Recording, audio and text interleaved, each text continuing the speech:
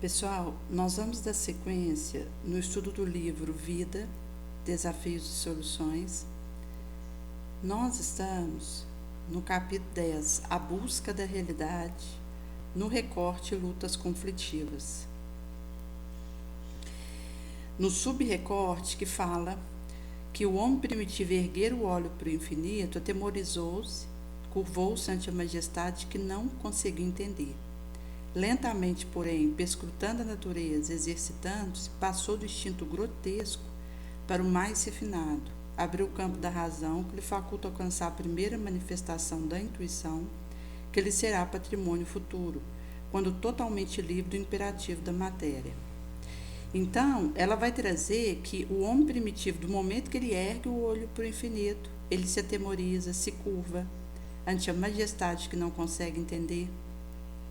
Lentamente perscruta a natureza, exercita-se, passa do instinto grotesco para o mais refinado, abre campo racional, que lhe faculta alcançar a primeira manifestação intuitiva, que lhe será patrimônio por vindouro, quando totalmente livre do imperativo da matéria. Porque quanto mais o indivíduo ele se desmaterializa, mais ele consegue desenvolver os patrimônios intuitivos, de inspiração.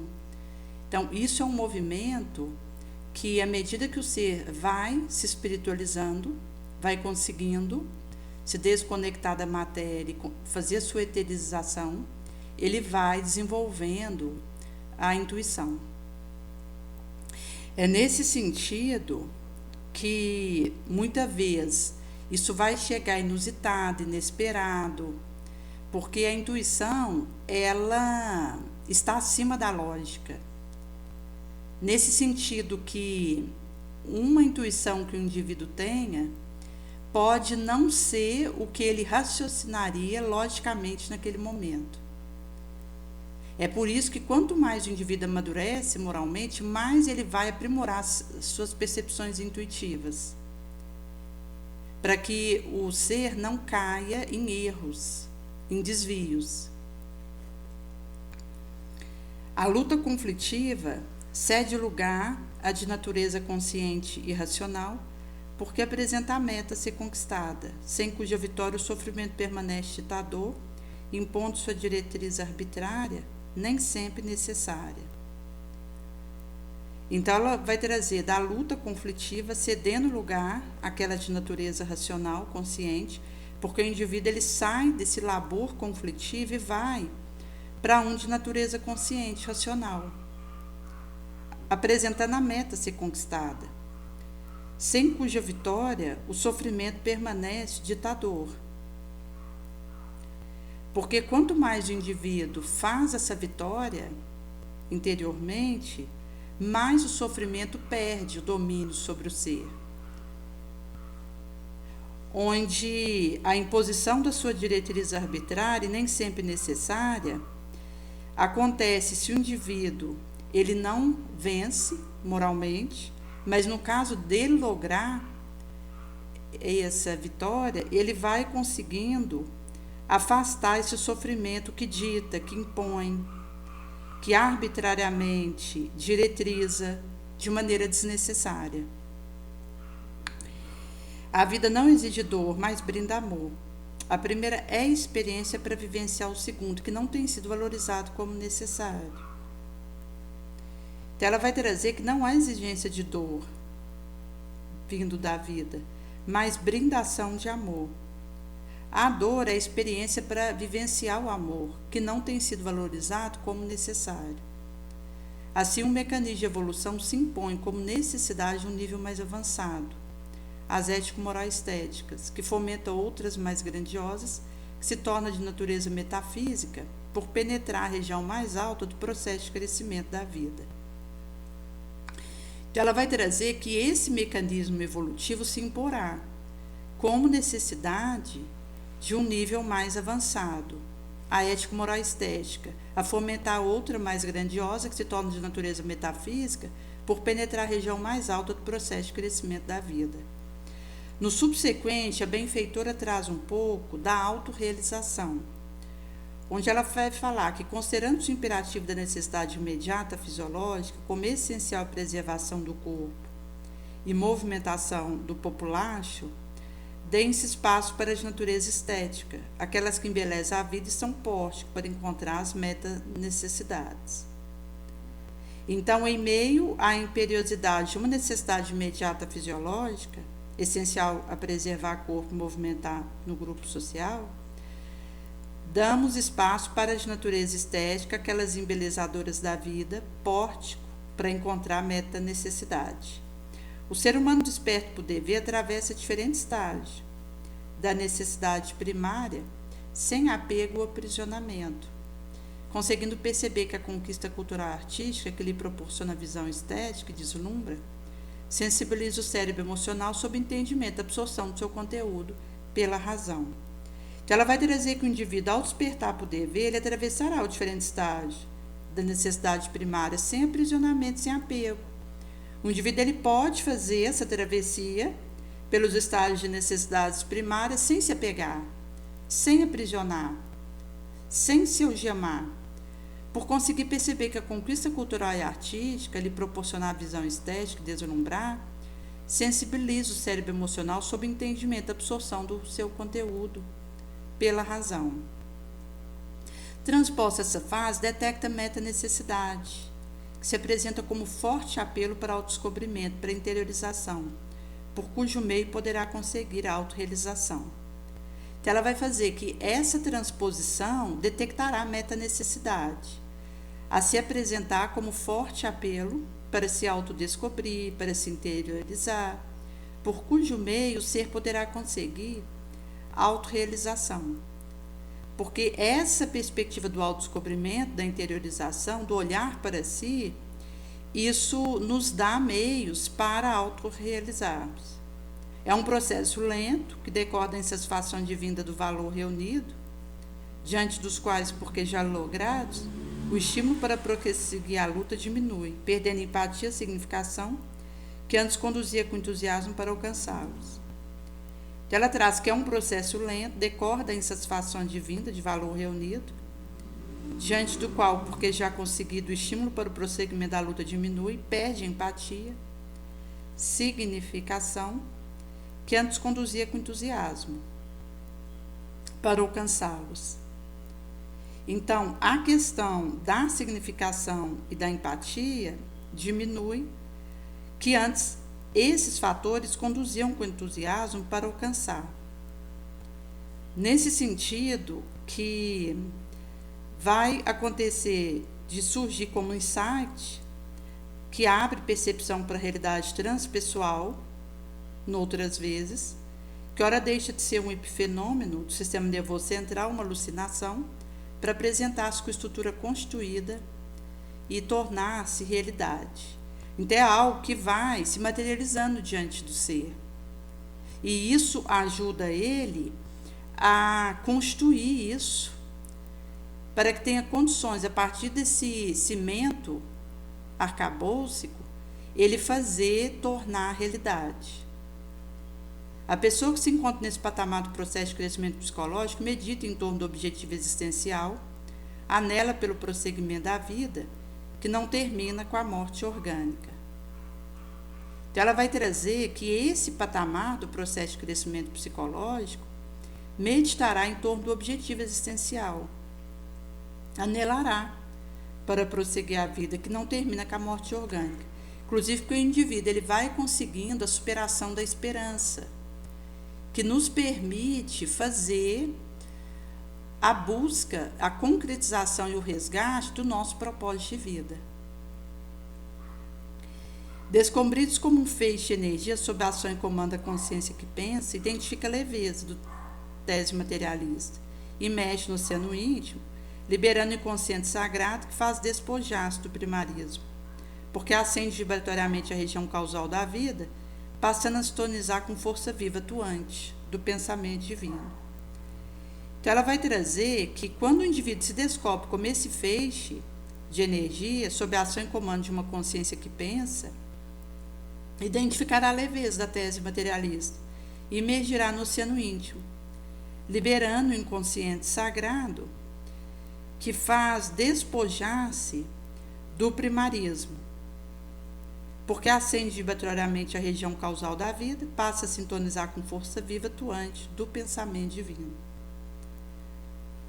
Controla a máquina orgânica e suas funções circuitárias, conseguindo desenovelar-se de liame perispiritual, viajar pelo veículo da psiconáutica, que é uma exploração de consciência, é uma prática que envolve a utilização de estado alterado de consciência intencionalmente para investigar a própria psique e expandir a percepção. Então, o indivíduo se inebria, se vitaliza de tal forma que toda aspiração passa a centrar-se no ser real integral, que é o espírito. Um intenso regozijo invade esse novo nauta que se autorrealiza. A meta-necessidade se faz imperiosa, desdobra painel mais amplo, com atraente, que penetrado mais favorece com júbilo. Então, ela vai trazer que essas meta-necessidades são imperiosas e desdobrarão painéis mais amplos, com atraentes, que penetrados favorece com júbilo. Onde o indivíduo ele vai conseguindo investigar a própria psique, expandir percepção, lucidez, intuição.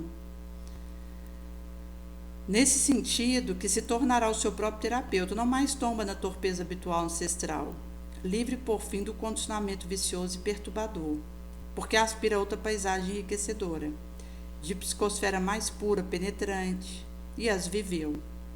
Então, se tornar o próprio terapeuta, não me tomba mais em torpeza habitual, ancestral livre. Por fim, a gente se liberta de condicionamento vicioso, perturbador, por termos aspirado a outra paisagem enriquecedora, de psicosfera mais pura, penetrante, e as viver, porque isso marca o ser e nos permite essa ventilação espiritual. O apóstolo Paulo, escrevendo aos Tessalonicenses 1, capítulo 5, versículo 16, propôs com ênfase, após se tornar de uma dessas meta-excursões, regozijai-vos sempre. A proposta psicoterápica que ele oferece é concisa, sem comentário, como imposição para uma autorrealização imediata, sem fuga espetaculosa, nem justificativa desnecessária. Então, ele vai trazer que é uma proposta psicoterápica, concisa, sem comentário, porque ele estava habituado a essa meta-excursão. Era alguém que já houvera aspirado e respirado outras paisagens sublimes e enriquecedoras. Houve um episódio que Paulo, depois de muitas torturas que ele sofrera, ele estava sendo chicoteado, flagiciado, e foi transportado para uma região serena, de paz. Ele não sentiu a dor da agressão que ele estava recebendo. Então, um espírito encarnado na Terra que se habituou tanto às disciplinas austeras, à renúncia espontânea e a abraçar a sua cruz, negar a si mesmo e seguir após o Mestre, que num dado momento aquela agressão do chicote já não significava uma dor importante. Ele fora transportado. Então, a Esquadrona vai dizer, ele já estava nessa cumplicidade com meta-excursões, oferecendo essa proposta psicoterápica concisa, sem comentário, como imposição para uma autorrealização imediata, sem fuga, espetaculosa, onde o indivíduo não tem necessidade de espetáculo, de escândalo, de se omitir, de correr do dever, e nem de se justificar desnecessariamente, porque deixa de ser uma necessidade do indivíduo. Ele não tem necessidade de se justificar e também não deseja. Não se refere ele ao regozijo da hora alegre, nem do momento feliz apenas, ou de quando tudo transcorre bem de modo confortador, de realização em clima pacífica. Porém, sempre em qualquer circunstância, o que implica viver regozijo, momento difícil, provacional, por saber que ele tem importância liberativa, portanto, motivo justo para ser fruído. Então, ela vai trazer que não se refere a um regozijo de hora alegre, nem de momento feliz apenas, ou de quando tudo transcorre de modo confortador, bem, em realização em clima de paz, porque nós estarmos regozijando nessas horas é fácil. O desafio que acontece é em qualquer circunstância eu conseguir viver o regozijo, mesmo numa provação, numa expiação, num momento difícil, por saber que ele tem importância liberativa, portanto, motivo justo para ser fruído. Então, o indivíduo ele paga o preço daquela experiência e consegue voar além. Então, o momento provacional, difícil, desafiador, ele regozija também. Enxerga a importância liberativa da insância e, portanto, os motivos justos para ser fruído. Isso gabarita o indivíduo e equipa ele com uma resiliência importante, uma humildade perante o que ele vive, onde ele consegue abraçar o que vive, por mais desafiador que seja. Isso dá condições a ele de viver melhor aquilo. Porque um aprendizado, ele vai acontecer quando o aprendiz está atento para recebê-lo. A palavra pode estar vindo de um adversário na minha direção, mas se eu estou atenta, vigilante para poder aprender a instrução, aquilo vai me ensinar alguma coisa. Então, tem mais a ver com quem escuta e com o estado de ânimo e de espírito daquele que está escutando, do que de onde está vindo aquela palavra, aquela oração. Então, isso vai estar de acordo com a fé do indivíduo, com o desejo dele de aprender, de melhorar, de se superar. É nesse sentido que a Jana vai dizer que o imperativo se estende numa análise profunda em torno de ocorrência desagradável, aparentemente danosa, como aquela que surge com a tormenta física moral, que passa deixando destroço, mutilação, que é convertido em renovação e recomeço. Então, o imperativo se estenderá numa profunda análise em torno de ocorrência desagradável, aparentemente danosa, como aquelas que surgem com uma tormenta moral, física, em que o indivíduo ele fica mutilado, destroçado, esmagado, mas não se dá por destruído. Ele consegue converter isso em recomeço e renovação, nessa atitude resiliente, humilde. Assim, a meta-necessidade conclama a mudança de comportamento, transforma a amargura em sorriso, revolta em abnegação, mágoa em perdão, desencanto em esperança, com que é superado o fator perturbatório e conquistado tesouro iluminativo. Então, ela vai trazer que a meta-necessidade, ela nos conclamará a mudar o nosso comportamento, a transformar a nossa amargura em sorriso, a mágoa em perdão, a revolta em abnegação, o desencanto em esperança, com que é superado o fator perturbatório. Então, o indivíduo consegue transpor o fator que perturba. E, ao fazer isso, ele galga degraus onde conquista tesouro iluminativo. Ao galgar esse supracitado degrau ascendente, a pessoa desperta, romperá a treva íntima com a adaga da luz da autorrealização. Então, eu conseguirei romper a treva íntima com a adaga da luz da autorrealização. A gente não rompe a nossa sombra interior com mais sombra, com revolta, com chuto de balde, com cólera, com queixa, com ressentimento. Isso faria piorar a nossa situação interior. Nós conseguiremos fazer essa rompição da treva interior com a adaga da luz, da autorrealização, com seus sentimentos respectivos. Não abandonando técnica e recurso da oração, o indivíduo vai diluindo o conflito, a ansiedade, da concentração na meta-necessidade, que diz necessidade superior, autoconhecimento, autoestima, criatividade, necessidade de autorrealização. Então, quando o indivíduo galga degrau ascendente, ele vai fazendo esse despertamento que rompe a treva íntima com a adaga luzente da autorrealização, onde não abandonará a técnica, o recurso da prece, com o qual ele dilui conflito, ansiedade, porque é um recurso que vai nos curando, nos libertando, nos tirando das nossas prisões mentais, emocionais, dissolvendo nossa neurose, a exacerbação da nossa psicose, a gente vai conseguindo burilar esta. E vamos tendo condição de nos harmonizarmos a nossa mente. Após suprir a fisiológica, ético, estético, porque o indivíduo ele vai concentrar na meta-necessidade, que são essas necessidades superiores de autorrealização, autoconhecimento, criatividade, autoestima. Ao concentrar nisso, após suprir a fisiológica e ético e estética, o indivíduo consegue se aprofundar na meditação, de cujo exercício retorna para a ação do bem, de liberação de vida, de amor.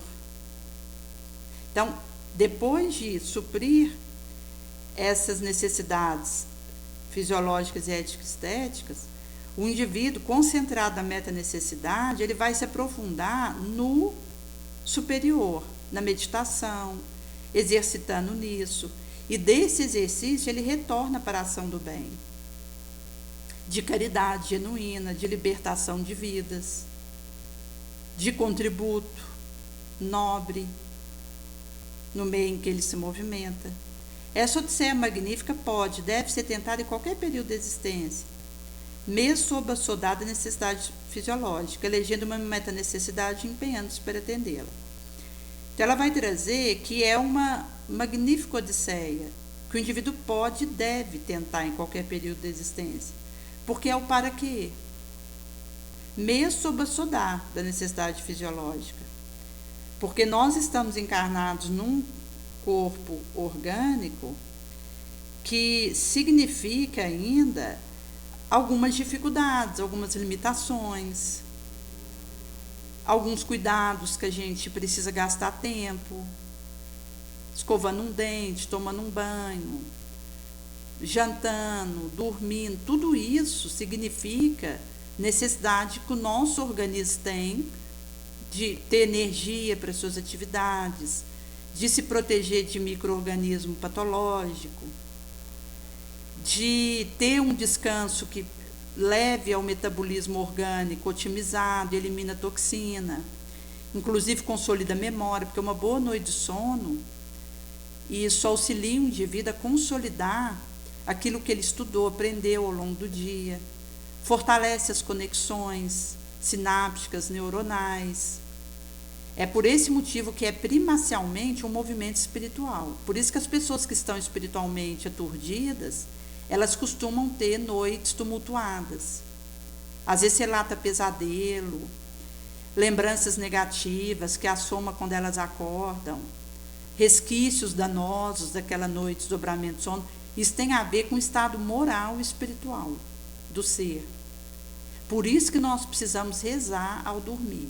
Deitou na cama, a gente pedir para Jesus nos levar para uma região de tratamento, de trabalho no bem, para que nós possamos, enquanto o corpo descansa, o espírito se refrigerar e poder ser auxiliado na esfera superior para continuar o seu jornadear encarnado na Terra. Inclusive, quando nós desdobramos durante o sono, nós entramos em contato com um benfeitor que nos traz lembranças de existências pregressas, daquilo que foi acordado no astral, que nos ajuda a fortalecer o nosso propósito de vida, o para que nós estamos encarnados. Então, às vezes a pessoa acorda, ela tem uma intuição, mesmo que vaga, uma inspiração, uma ideia inusitada de algo relacionado à trajetória dela, que tem a ver com o aviso que o benfeitor dá para ela,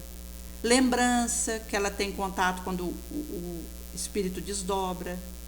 Porque do momento que a gente desprende do corpo, ligado pelo fio de prata que existe para quem está encarnado, então o nosso espírito, ele desdobra do corpo com o perispírito e o corpo fica na cama descansando. Então, esse espírito envolto pelo perispírito, ele vai para a região de interesse. O espírito, ele tem contato com o que ele viveu no astral antes de encarnar. Porque o esquecimento, ele está ligado ao indivíduo encarnado. Por isso que, do momento que o desdobramento do sono acontece, nós poderemos ter avisos e recordações importantes para a intuição da vigília, para uma escolha, para uma decisão, para uma área a seguir. Então acaba que a gente tem essas percepções que se reforçam devido a esses momentos de dobramento de sono. É por isso que é importante a gente ir para um local positivo. Se o indivíduo ele está afeito à maconha, à bebida, a ódio, acaba que quando ele desdobra, ele vai para regiões afins. E daí, ao invés dele ir para um local que ele possa ser auxiliado pelo benfeitor, ele vai para uma região em que vai ter locupletação e sinergia negativa. Então, qualquer tipo de viciação, de sombra, de ideia negativa, forma pensamento, larva mental, fixação, doentia, tudo isso nos predispõe a ir para uma região de similaridade. E daí o indivíduo, enquanto ele está dormindo, o espírito vai para esses locais e pode, inclusive, ser hipnotizado, orientado a perpetrar um crime na vigília, a consumar uma vingança, a realizar uma barbárie, numa condição fascinada, alienada, porque o desdobramento do sono, que vem de uma condição sombria, que tem espaço dentro de nós, piora esse quadro. Então, o indivíduo vai ter ações na vigília que vão amplificar isso, que por sua vez vão interferir no sono. Por esse motivo que pesadelo é relatado por criminosos seriais, que dizem que, enquanto estão dormindo, tem visão das suas vítimas, se sente culpado, acusado. Então, uma noite de sono tranquilo, isso tem a ver com a consciência serena, que é uma conquista que a gente vai tendo, mesmo que desafiador, que o indivíduo ainda perceba tendo contato com muitos conteúdos difíceis enquanto dorme, onde ele fica assustado, atemorizado, inseguro, em pânico, mas à medida que ele persevera no propósito nobre, do seu pensamento elevado, do seu sentimento reto, da sua conduta pura, à medida que ele tem essas escolhas, ele vai percebendo que o sono vai melhorando. E aí, a pessoa, nessa situação, afeita à oração, ela já pede, antes de dormir, ela roga a Jesus que a conduza para um local seguro enquanto ela dorme, que ela possa receber o auxílio que ela necessita, que ela possa ir ao encontro das pessoas que precisam dela, para que, de alguma forma, ela dê um contributo. Porque se o indivíduo ele tiver preparo adequado, ele será usado na seara de luz. E também quando a gente acorda. Porque tanto quando a gente deita, quando a gente acorda, existe legião, espírito inferior, que nos aguarda. Então, quando eu tenho essa conduta de oração, ao deitar e ao acordar, eu estou fazendo com que a luz ela tome a frente daquele meu dia, daquela minha noite. Eu estou rogando que Jesus tome a dianteira daquelas horas, para que nós possamos ter essa psicosfera, essa ambientação mental favorável para esse processo que a Joana traz aqui. Por isso que ela vai dizer que é uma odisseia magnífica, que não só pode, mas que nós devemos tentar em qualquer período da existência, mesmo sob o assodar da necessidade física, elegendo uma meta-necessidade e empenhando-se para atendê-la, onde o indivíduo ele opta por aquilo que é a imperiosidade do espírito, pelo autodescobrimento, pela autoestima, por aquilo que realiza o ser, pelos know-hows criativos. Tentame deixa suco, sinal fecundo consciencial, que aspira por novo logro, cria apto de nutrir com essa vibração de tempero para o ânimo, motivador de libertação da básica e imediata necessidade primária. Então, ela vai trazer que sulcos e sinais fecundos serão deixados por esse tentame no consciencial, que aspirará por um logro novo. Faz criar hábito de nutrir-se com essa vibração retemperosa, que o indivíduo vai se habituando a essas nutrições nobres, que retempera o ânimo, motiva para libertar da básica imediata necessidade primária. Porque ao mesmo tempo que essa vibração retempera nosso ânimo, fortalece a nossa vontade, às vezes cambaleante, fraca, isso vai nos motivando a libertar da necessidade primária imediata, básica. Então o indivíduo vai se desconectando disso. Ele já não ocupa tempo em ficar em torno de uma necessidade primária. Ele atende aquilo que é necessário, mas de forma livre, fazendo prevalecer a necessidade espiritual, a meta-necessidade, que se torna uma disciplina, uma rotina para o ser. E isso vai ter impacto profundo na vida do indivíduo.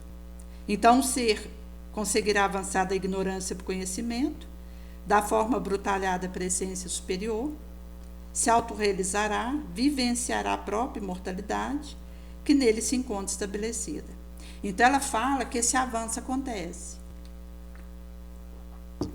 onde o ser vai da ignorância para conhecer, da forma brutalhada para a essência superior, porque vai refinando, vai sutilizando o nosso perispírito. Quanto mais a gente eleva e sai da necessidade primária e vai para a meta-necessidade, mais a gente levifica nosso perispírito, mais a gente espiritualiza, suaviza e sutiliza.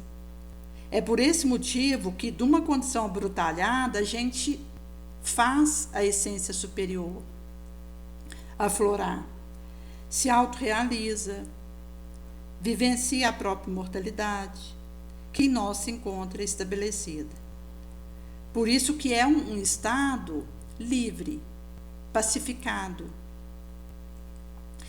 Existe um recorte também da Joana no livro Autodescobrimento, uma busca interior, onde ela vai falar um pouco sobre o nosso subconsciente, como que isso acontece no nosso ser. Então, ela vai trazer um pouco da computação cerebral, a reciclagem subconsciencial e o subconsciente e sonhos. Então, na computação cerebral, ela vai trazer que o cérebro humano pode ser comparado a um computador especial de recurso elevado e intricado mecanismo que escapa à mais sofisticada tecnologia para penetrá-la integralmente.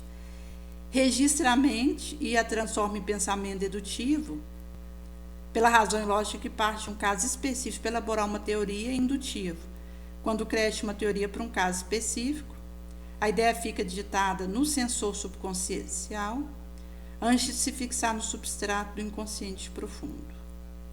Então, ela traz que, registrando a mente, se transubstanciando em pensamento dedutivo pela lógica e razão, que parte de um caso específico para elaborar uma teoria, e quando indutivo, quando cresce de uma teoria para um caso específico. Então, no caso de partir de um caso específico para elaborar uma teoria, é dedução, e partir da teoria para um caso específico vai significar indução. A ideia fica digitada no sensor subconsciencial antes de se fixar no substrato inconsciencial profundo. Nesse sentido, que o ato de pensar desenvolve a possibilidade de entendimento, especialmente pela decorrência da ideia elaborada. Então, quanto mais a gente pensa, mais desenvolvemos instâncias de entendimento, especialmente decorrente da ideia elaborada. Nesse sentido que nós poderemos, então, induzir ou deduzir. De um caso para elaborar algo, a gente faz uma dedução, porque nós estamos fazendo uma elaboração. Agora, a indução é quando a gente tem uma teoria e vai para um caso específico. Todo o conteúdo psíquico que não pode ser apreendido e catalogado pela consciência lúcida compõe o subconsciente. Inúmeros deles permanecem na condição de recalque, que, não obstante, libera-se em condição especial. Então, se o conteúdo não pôde ser apreendido, catalogado pela consciência lúcida, vai estar no subconsciente, permanecer na condição de recalque. Não obstante, esses se liberarão em condição especial. É uma parte do subconsciente responsável pela memória, pela vida psíquica e sentimental, que elabora padrão de comportamento social e moral. Normalmente aflora no estado onírico, cuja ação é preponderante, no transtorno neurótico, que resulta da fixação perturbadora. Então, ela vai trazer que essa afloração no estado onírico normalmente acontecerá, cuja ação prepondera, e no transtorno neurótico, que resulta da fixação perturbadora. Consta na preferência mental, o alicerce do subconsciente é composto dos mais frequentes padrões de pensamentos, que estabelece conduta do ser, por ser essa de relevante importância no seu relacionamento interpessoal como na sua vivência existencial. Fisiológica enfermidade, resultante da somatização do transtorno psicológico, assim como bem-estar, alegria de viver, ou angústia, pessimismo, encontra-se íncito no painel subconsciencial, de onde emerge, então, para predominar na experiência humana, como saúde ou doença, amargura ou felicidade. Então, acaba que isso está íncito no painel subconsciencial, de onde emergerá para predominar na experiência humana como doença, saúde, amargura ou felicidade. Exceção feita ao gravame kármico, a problemática da vida humana invariavelmente é cultivada e arquivada ao longo da reencarnação do ser, passando a expressar-se de acordo com a eleição do tipo de ideia selecionada.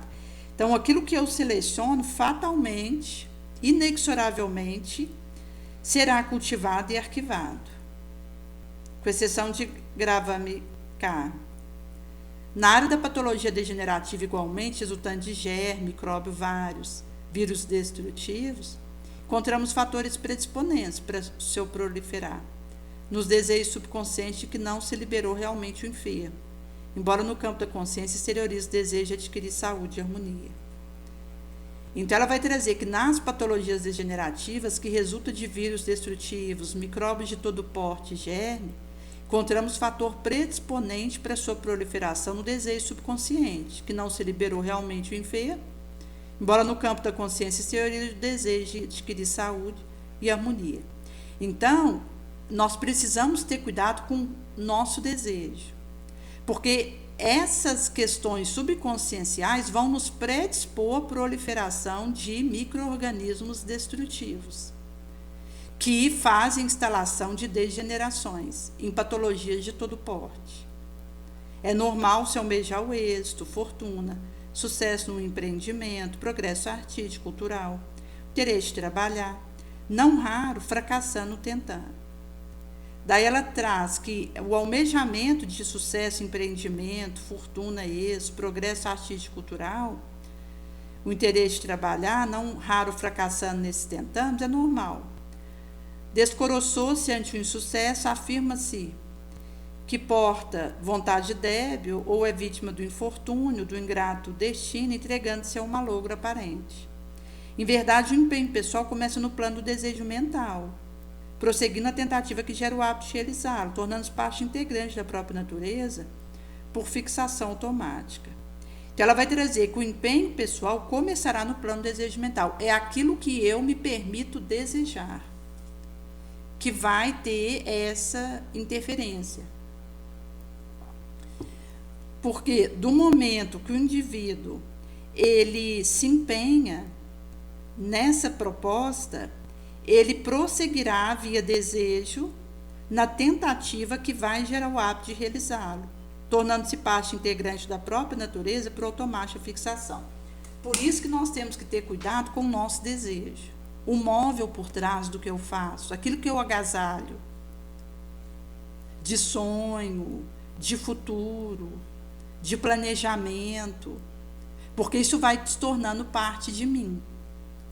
Se eu me demoro desejando fortuna, isso se torna uma parte da minha conduta, daquilo que eu tenho de automatismo.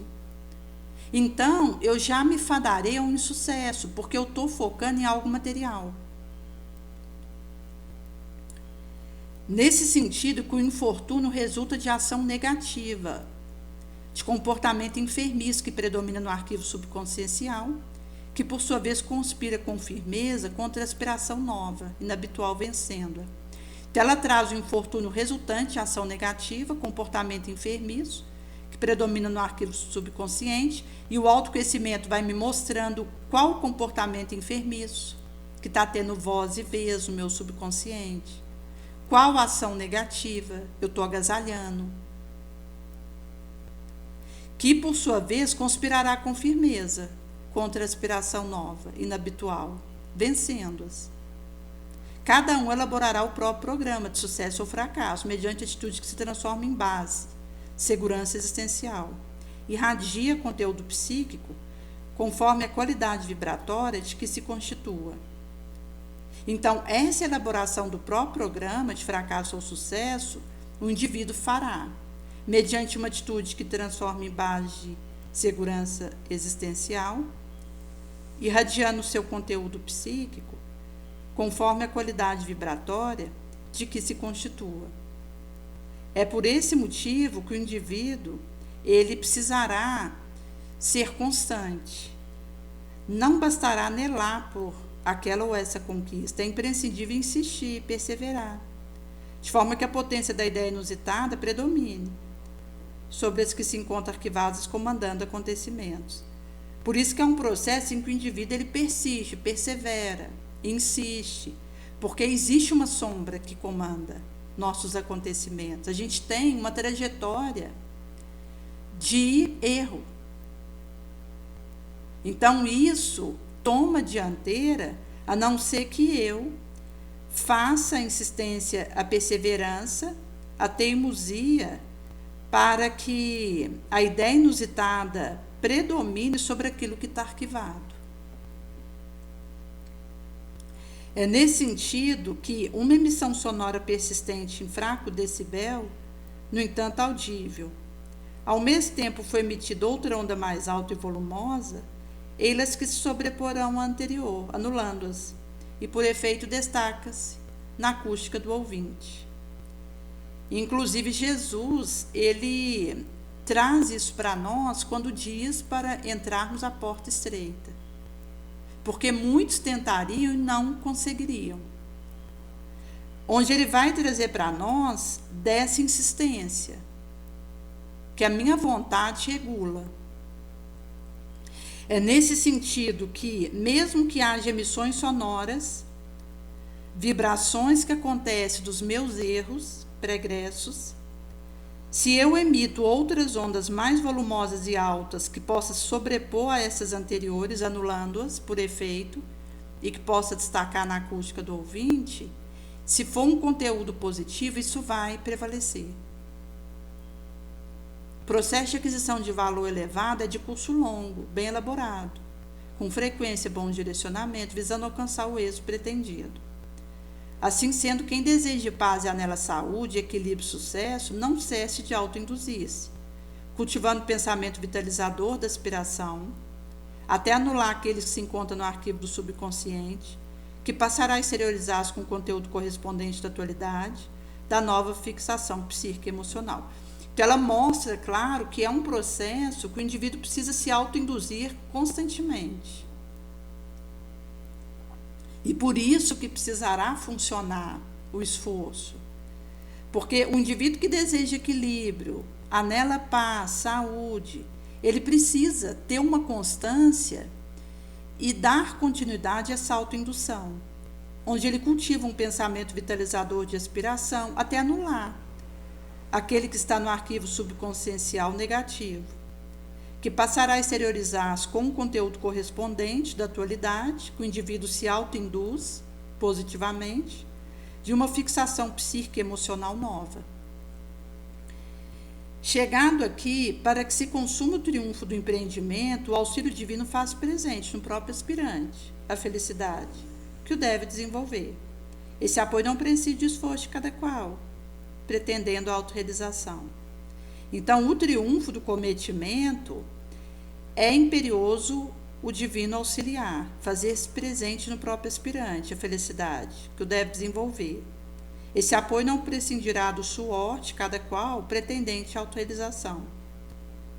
Narra-se que um religioso, ao ver uma árvore verdejante produtiva de grão, recamada de flor e prosperidade, entusiasmara-se, disse ao agricultor: que gleba bela Deus lhe oferecera.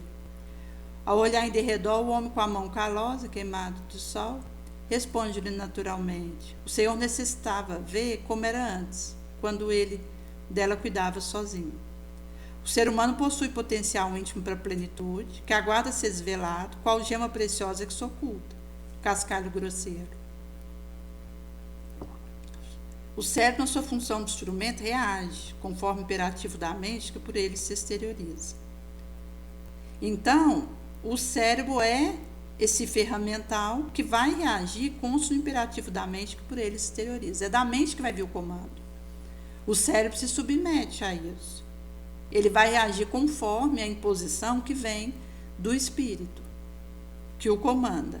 O self preponderará no conjunto, quando o lúcido desperto, a fixar na tela subconsciencial, viciado por reencarnação infeliz, aspiração superior, que se faz portante na marcha do progresso para a total realização.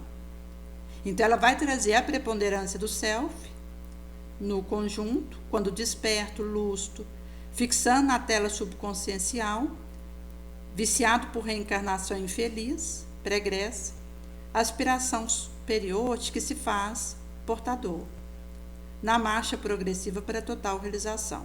Portanto, o espírito é o agente que semeia e colhe, com a qualidade do material que utiliza.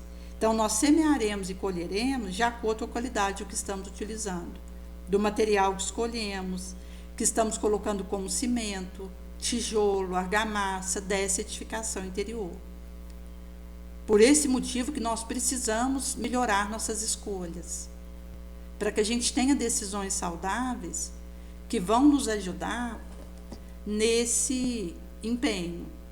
Porque a gente tem condições de escolher materiais adequados que vão atender o nosso programa iluminativo e que nós estaremos fazendo essa sementação sem preocupar com o resultado, que pertence a Deus. E na nossa vivência, a gente percebe que existem desregramentos e desvarios afetivos, emotivos, que vêm do nosso progresso. E é nesse sentido que a dificuldade energética, a carga energética de cada qual, as pessoas vivem no relacionamento uns com os outros, porque uma pessoa consegue, talvez, perceber a energia que a outra traz, carrega. Nesse sentido, que mesmo que alguém parece precisar confirmar a presença de outrem, na verdade, nos indica que quando mais a gente purifica a nossa energia, mais cooperamos com Jesus no seu trabalho. Então, existem situações tanto de tentar nos colar a aparência, de impingir vergonha, de nos chocar energeticamente, mas a gente consegue colocar acima disso, sobressair a essa situação. Por esse motivo, que quanto mais a gente fortalece a essência, isso vai nos dar condição de fazer esse cometimento.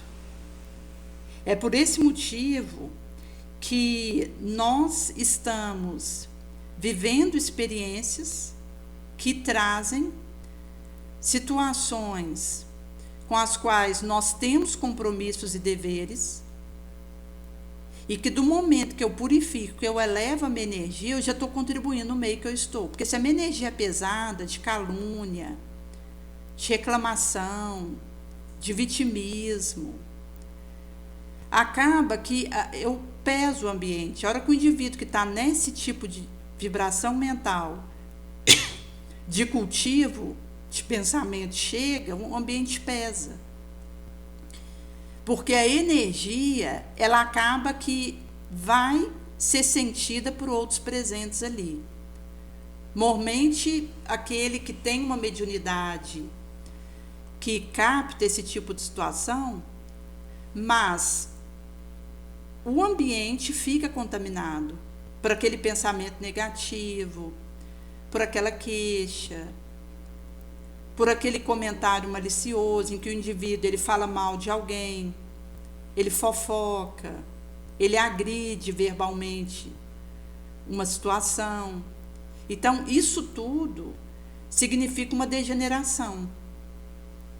E aí, o ser que se demora nessa paragem mental, ele fica agredindo energeticamente o seu entorno, mas é o primeiro a ser prejudicado. Por esse motivo que a própria situação nossa na Terra nos traz a necessidade que nós temos de cooperar uns com os outros. Porque é curioso a situação que acontece nesse orbe, quando pessoas se reúnem num determinado ambiente, a tendência que existe para falar mal de uma situação de alguém. É engraçado a gente perceber que seria cômico, né, se não fosse trágico isso, mas pessoas que começam a agredir com palavras uma outra ou um acontecimento e que acabam escolhendo alguém como bode expiatório. É uma tendência que nós temos de grupo, de massa. Quando nós nos reunimos, a gente acaba elegendo alguém para ser o alvo daqueles comentários negativos que a gente está trazendo. E é algo que constantemente a gente se percebe em situações desse tipo. E, inclusive, isso significa uma vigilância que a gente tem que ter com a nossa vida em sociedade. Porque se eu não tomar cuidado, eu vou participar disso. E mesmo que eu não fale mal de alguém, se eu fico em silêncio quando outros estão fazendo isso na minha frente, eu estou participando daquilo. E eu serei responsabilizada. Então, assim, quando nós nos unimos, seja para um estudo, seja para um momento de lazer, seja para um esporte físico, a gente acaba voltando o assunto daquilo que estamos conversando para fazer uma fofoca em relação a um terceiro, ou a expor alguém desnecessariamente com aquelas palavras, a colocar uma situação ou outro numa situação de ridículo. Então, é uma tendência que a gente traz de degenerar as pessoas, de olhar o lado negativo, de corromper a imagem delas. Então, a gente tem que ter muita cautela, porque, como nós vivemos em sociedade, a gente tem que ter aquela postura que interrompe isso, que olha o lado positivo do outro, que consegue direcionar a conversa para uma fala nobre, que agrega, que acrescenta, que tem uma ação concreta quando vê que alguém está sendo injustiçado, como Jesus fez, que quando foi para a sua defesa, ele silenciou, mas quando ele via alguém sendo injustiçado e vilipendiado, ele interferia, fazendo a defesa do outro. Então, acaba que é uma situação que acontece na nossa rotina e que a gente tem que estar atento para não nos comprometermos e nos acompliciarmos com isso. Estar no ambiente onde está tendo falas negativas e ficar em silêncio não significa que eu não esteja envolvida nisso. Se eu preciso fazer uma adequação do que está acontecendo ali, ter um posicionamento correto naquele instante, e eu me omito, eu estou lavando as minhas mãos, como Pilatos fez diante de Jesus. Eu estou me omitindo. E nós seremos responsabilizados não só pelo bem que a gente deixa de fazer, pelo mal que a gente fizer, mas por todo o mal que advirá do bem que eu não fiz. Então, no momento que eu precisava agir positivamente, se eu silencio, se eu recuo, se eu fujo ao dever, todo o mal que advém daquela minha atitude será responsabilidade minha. Kardec traz isso. A nossa responsabilização não é apenas pelo mal que eu não faço, mas pelo bem que eu deixo de fazer com as suas consequências. Porque o mal, ele pipoca tanto por uma atitude que o indivíduo tem malévola, como por uma omissão que eu faço. Então, ao deixar de realizar o bem, o mal multiplicará da mesma forma. E vai pipocar. Do Iapoca ao Chuí. É nesse sentido que é um cuidado que nós precisamos ter, que inclusive tem a ver com a nossa atitude mental. Num ambiente em que uma pessoa esteja, ela precisa ter perspicácia para discernir o melhor meio de agir quando pode e deve, se ela deve, mas não pode, se pode, mas não deve, para que ela recue.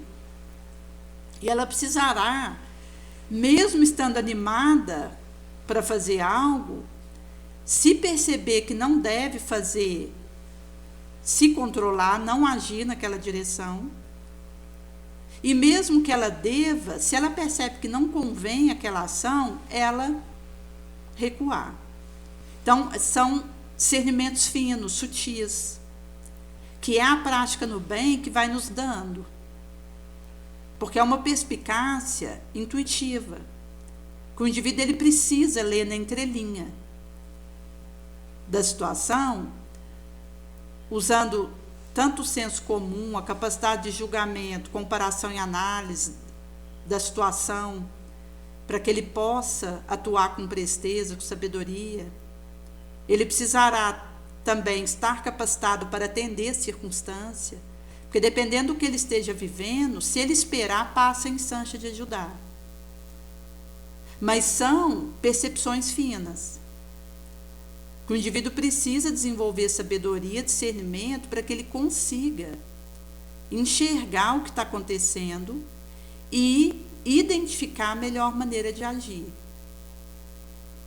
É por isso que o indivíduo que se doa no bem, cujo móvel é a luz, e que se empenha nisso, ele vai tendo maior condição de atender a isso. Porque uma pessoa que está na água morna, tanto fez, tanto faz, que vai levando do jeito que der, e que não atende ao dever, ele acaba numa obnubilação e vai perdendo a capacidade de discernimento. E aí ele começa a ter erros repetitivos que vão comprometendo. Que aí um erro vai propiciando a outro. E aí um indivíduo começa a cair no mesmo ponto várias vezes. E o nosso objetivo aqui é o contrário, é errar menos e acertar mais. Por esse motivo que a Joana ela vai trazer, que de fato será essa visão do Cristo que nos dá condições de irmos fortalecendo a essência e de irmos fazendo a escolha como servidor leal do Mestre. Porque ao espírita será pedido muito por recebermos muito. Mas também, aquele que tiver aproveitado, muito será dado. Por isso que o primeiro pensamento de todo espírita sincero deve ser o de procurar no conselho dado pelo espírito, se não há alguma coisa que possa lhe dizer respeito. O espiritismo veio multiplicar o número do chamado, pela fé que proporciona, multiplicará também o número do escolhido. E é essa proposta no meio que nós estamos.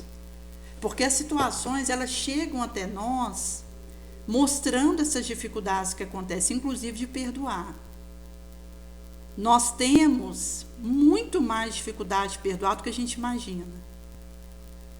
Até mesmo quando a gente não esquece uma situação e acaba que alguém fez uma coisa que me desagrada e eu, ao olhar a pessoa, já me vem aquele desagrado. Isso tudo é dificuldade que a gente tem de passar uma borracha nas situações, que não é amnésia, mas o indivíduo ele já não é afetado pelo negativo que aconteceu. Ele consegue ver as coisas positivas do outro e, a partir disso, ele consegue construir um relacionamento saudável, independente do que aconteceu antes. É por esse motivo que, quando o indivíduo ele aproveita aquilo que o benfeitor está oferecendo para ele, ele receberá mais. É como uma árvore que, se estiver produzindo mais fruto, o pomicultor vai colocar mais fertilizante nela, vai oferecer mais água para ela, vai propiciar para que o sol a alcance, porque ela tem produzido mais fruto.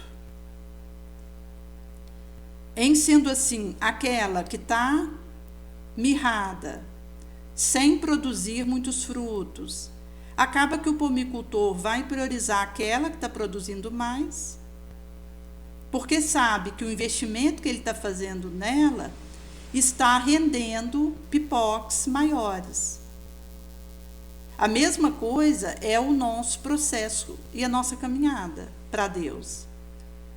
Se eu recebo e multiplico isso, amplifico, não guardo só para mim, mas desejo distribuir com os outros a instrução que está sendo oferecida para mim, o tempo, a saúde, e desejo que esse empréstimo que eu recebo redunde em benefícios para os outros e faça a multiplicação desse talento, 1000 por 1, isso significará que eu receberei mais, porque eu estou redundando em benefício do outro aquilo que me foi emprestado.